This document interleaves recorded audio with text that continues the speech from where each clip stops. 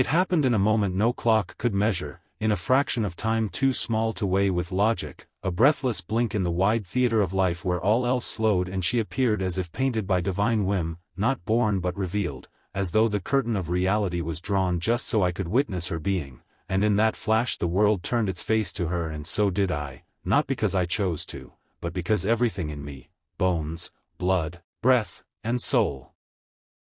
leaned toward her gravity, like starlight bending to the pull of a dark, beautiful planet it cannot escape, and I did not want to, for she was not merely a person but a presence, not a stranger but a memory my heart had long carried without name, without face, without knowing until now, and I knew her in the way a flame knows air, immediate and necessary, essential and dangerous, and there was no introduction, no time for questions or retreat, for love at first sight does not knock, it shatters.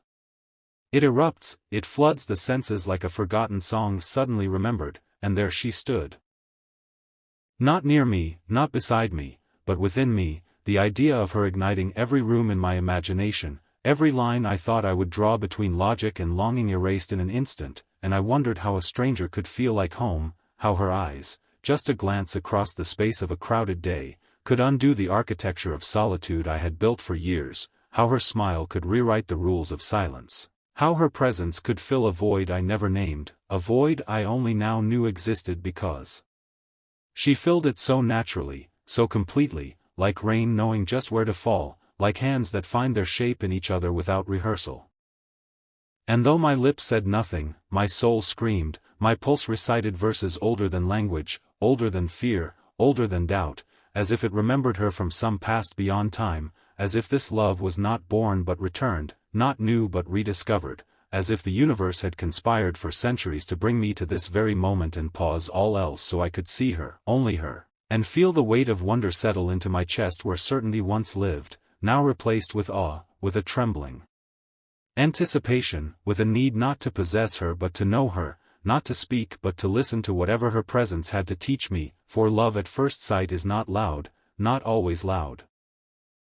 It is quiet like an ocean seen from a cliff, vast and powerful but still, a stillness that speaks in waves, and I stood at that edge unable to step back, unable to move forward, just suspended, as though my fate had paused its breath to give me a choice, but it was no choice, no decision, for my heart had already leapt, had already chosen her without needing consent from the mind, and though my voice remained mute, my soul was fluent in her language and the silent electricity between her glance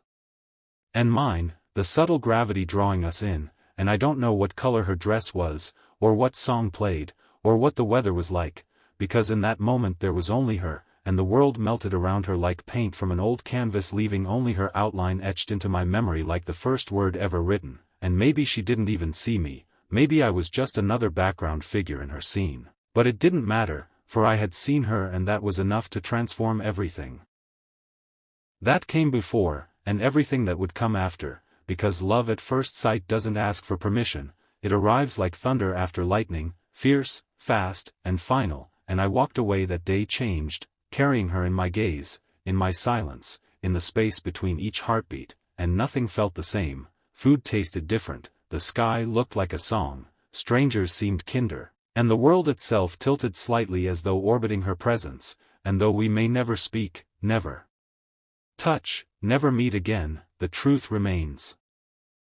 that she lives in me now, in the pause before I fall asleep, in the sigh I cannot explain, in the way I now understand poetry not as words but as moments like this, when one look unravels 1,000 lifetimes of waiting, when one face becomes a galaxy, when one moment becomes forever, and I would replay that second endlessly, as if memory were a record I could wear down just by loving it too much. Her image branded into every thought like sunlight etched onto closed eyelids, haunting in the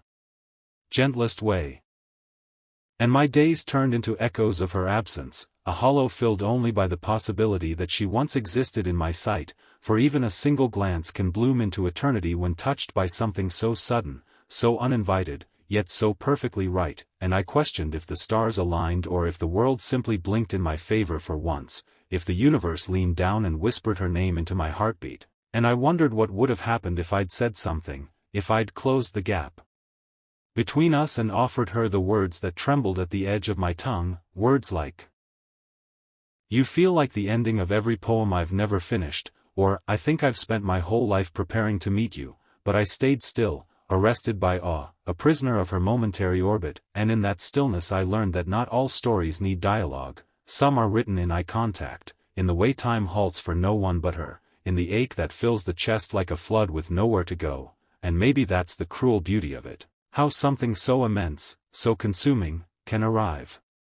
without warning and leave you with nothing but longing and wonder, the kind that turns days into a trail of what-ifs, and so I chased ghosts of her in strangers, in scents, in echoes of laughter, and I tried to recall her features not with the clarity of detail but with the intensity of emotion, because it wasn't the shape of her face that undid me.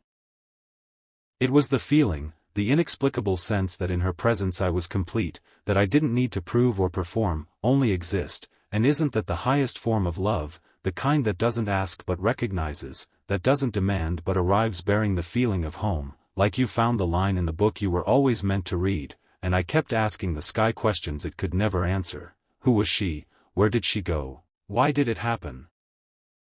And maybe the answers don't matter because some people are not meant to stay but to awaken, to set the soul alight like match to paper, a brief burn that leaves everything changed, and maybe love at first sight isn't about forever but about the instant that rewrites all your past definitions of love, about the way it makes the ordinary extraordinary, the way it teaches you that there are moments more real than years, moments that echo louder than entire relationships, and still, I hoped irrationally, that fate would bring her back, that somewhere in the swirling tide of existence she would reappear, not just as a memory but as a continuation, that the pause between us was not an ending but a comma. The kind that doesn't wait for evidence, that doesn't need a name or a future to exist, that simply is, like the sun existing before the dawn, like a melody that hums through your soul before the first note is played, and so I loved her, not with expectation but with awe, not with demand but with gratitude, grateful that the universe let me feel something so vast, even if only briefly, even if only once, because that once was enough to shift the orbit of my entire world, and whether she returns or remains a passing miracle, I will carry that moment like a jewel tucked behind my ribs, like the first star that dares to appear before night has fully fallen, and I will keep looking, not to find her, but to find that feeling again, that impossible, unexplainable, breathtaking certainty that sometimes, when the heart is ready, and the stars are listening, love does not knock. It arrives fully formed, and it changes everything, and though I moved on through the years, through the noise and the silence, through conversations and connections that tried to root themselves in places where she still lingered, nothing ever settled the way her memory did. Nothing ever carved itself into me as swiftly and deeply as that glimpse of her, and I came to understand that some loves are not about possession or promise, they are about recognition, about the soul rising up and whispering, "There you are," even when logic offers no context, no history, no name, and still the body knows, the spirit leans forward, the eyes forget how to look away, and everything inside you quiets not because it is empty but because it is full, too overwhelmed by